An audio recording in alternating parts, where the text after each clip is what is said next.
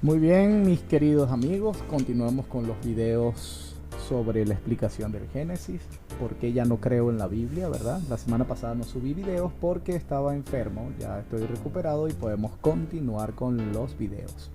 Vamos a hablar acerca del diluvio, que fue el video que nos quedó pendiente.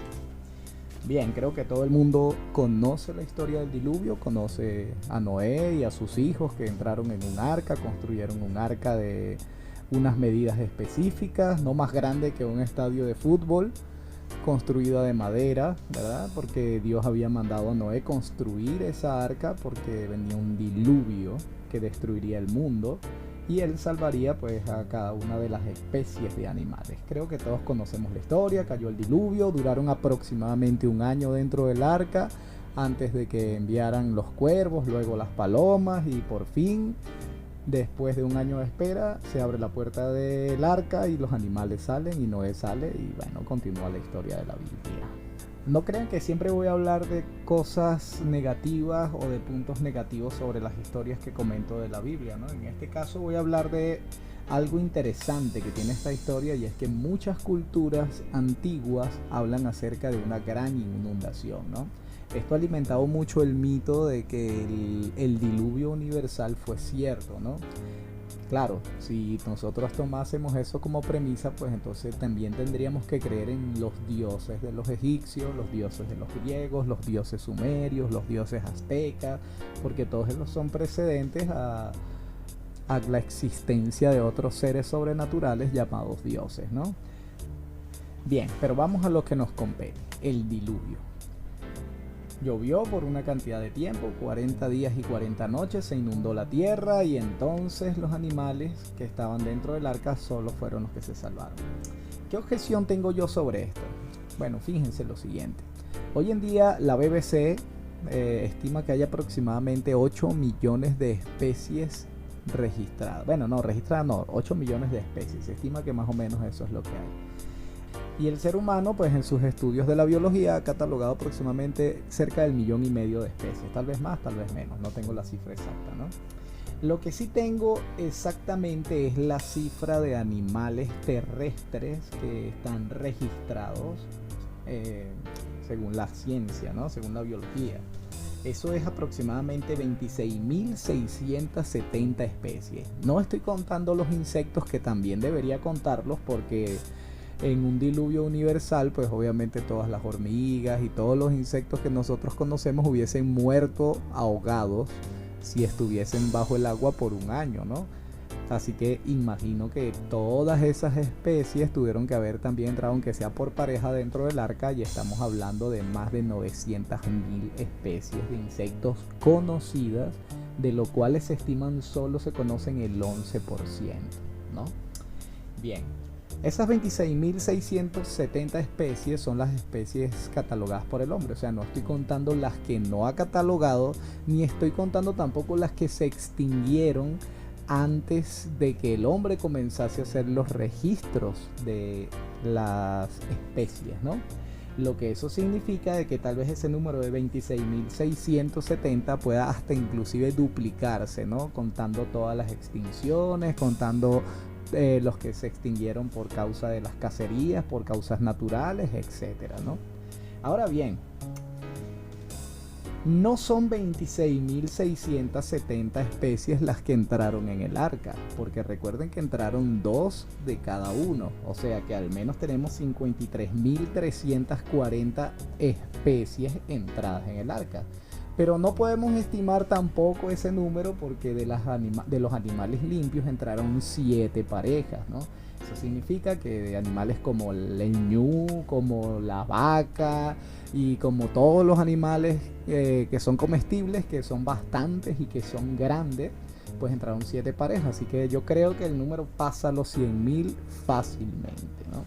Estamos hablando de un arca de madera y 100.000 especies de animales hacinadas allí por un año, ¿no? Ahora bien, ¿qué otra cosa pudiese tener yo en contra de la historia? Un elefante come 135 kilos de pastos y raíces o lo que sea que come en un día. 2 elefantes pues sería el doble. En un año un elefante habría consumido 50.000 kilos de pasto, ¿no? lo que significa que solamente para el elefante tenía que tener una reserva de comida de 50.000 kilos de pasto. Y no solamente para ellos, sino para todos los animales rumiantes y todos los animales que consumían pasto. O sea que pudiéramos estimar cerca del millón o cerca de la tonelada y pico de pasto. Además de eso, según los eruditos de la Biblia, los animales que hoy comen carne también comían pasto, ¿no? El tigre, el león y todos esos, ¿no? Significa que estamos hablando que en el arca de Noé tenían que haber toneladas de comida para todos esos animales, ¿no? Ok, bien. Hasta ahora tú dirás, bueno, Dios multiplica los panes, multiplica los peces, multiplica el alimento y vamos a hacer válida esa opción, ¿no? Noé metió solamente una hedra de pasto y esa hedra sirvió para alimentar a todos los animales porque todos comían pasto por un año. Ahora, la cuestión es el espacio. El arca tenía 3 pisos y el espacio no era muy grande que digamos, ¿no? 50.000 especies de animales. 50.000 animales, ¿no? Bien, ahora te pregunto yo.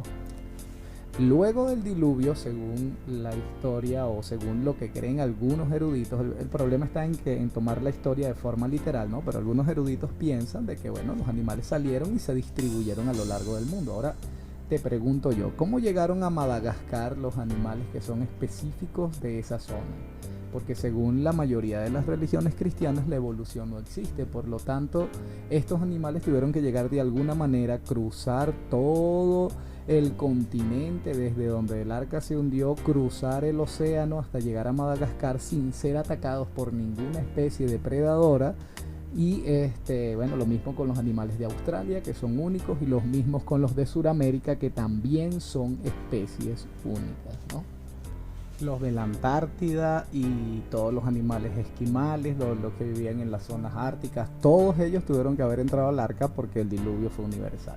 Claro, hay muchas teorías de que el diluvio no fue universal, sino que fue localizado, ¿no? Eso haría un poco más veraz la historia de un diluvio no universal, pero obviamente para la gente que vivía en esa zona, una inundación que acabara con todo el valle, pues sería universal, ¿no? Bien, la decisión de creer o no creer es tuya, ¿no? Lo interesante aquí es cuestionar todo. ¿Por qué no puedo creer en el diluvio universal? Bueno, porque hay más evidencia física de la evolución, ¿no? Especies que solamente se especializan en los hábitats donde están. Es tan grande la especialización de algunas especies que vi en un documental acerca de un ave de Sudamérica que es tan tímida para salir de su zona de hábitat que si tú construyes una carretera entre 2 zonas boscosas del hábitat de este animal, el animal no cruza la calle por miedo a ser atacado, ¿no? Lo que significa de que esta ave no solamente tiene un espacio de hábitat pequeño, sino que es incapaz de migrar a otro lugar. Así que si la comida se acaba en la zona donde esa ave está, pues sencillamente se extingue, ¿no? De la misma manera, pues ya mencioné Madagascar, mencioné Australia, mencioné Sudamérica, mencioné también los animales de la Antártida, que son animales especializados a las zonas donde viven, ¿no? Pero si hubo un diluvio universal y todo se destruyó, ¿cómo llegaron esas especies otra vez a sus hábitats sin ser asesinados? Porque estamos hablando de que si hubo un diluvio universal solo habían 2 pingüinos montados en el arca, ¿no? Solo habían 2 monos capuchinos.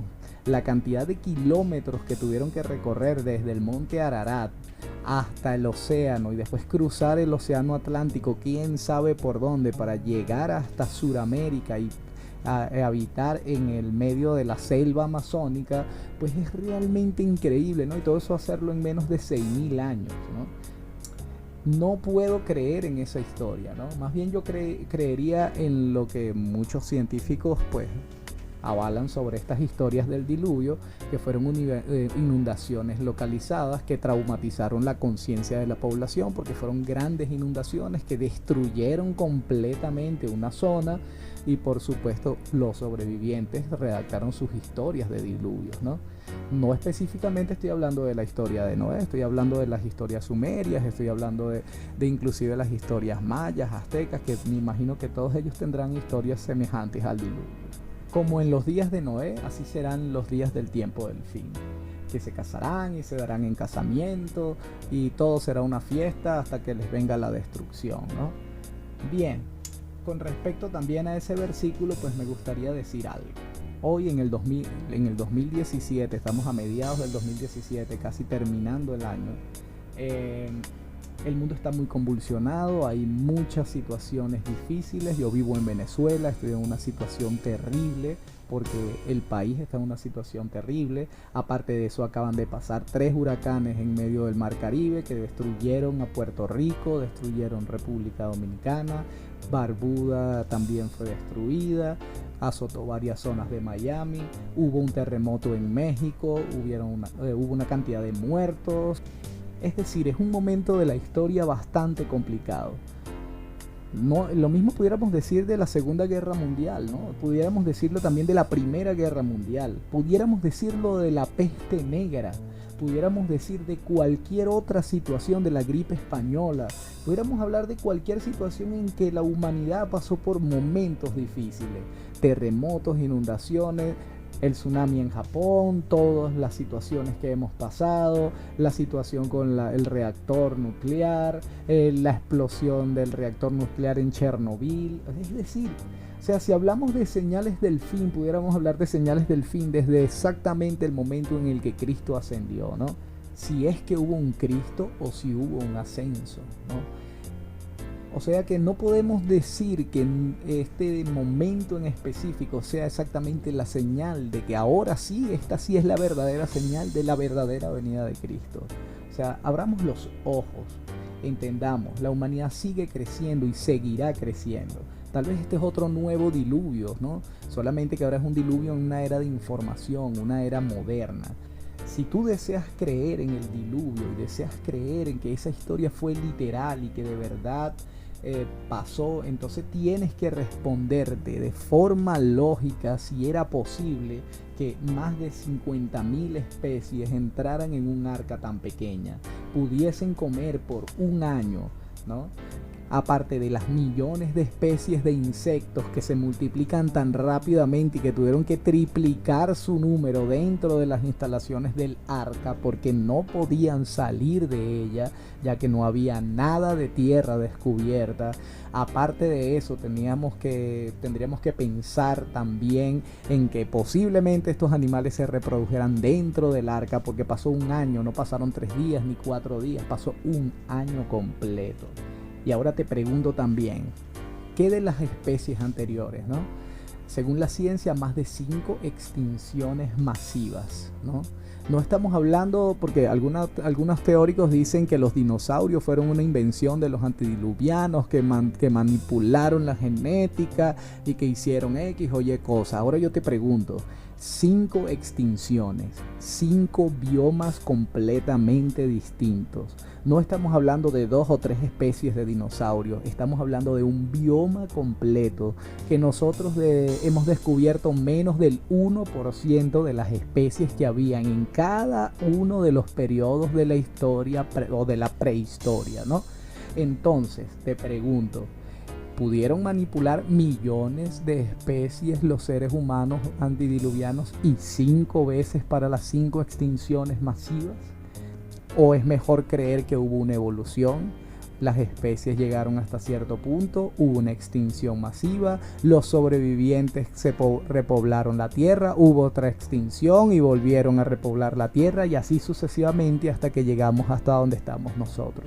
Creo que la evidencia física nos está apuntando más acerca de esta historia, es más creíble, es más lógica, pero por supuesto, como muchos me han comentado, Dios no es lógico, ¿no? Aunque yo te digo, si Dios crea un universo completamente lógico, sometido a leyes físicas que son lógicas, entonces ¿cómo es posible que todo lo que hace Dios sea ilógico, ¿no?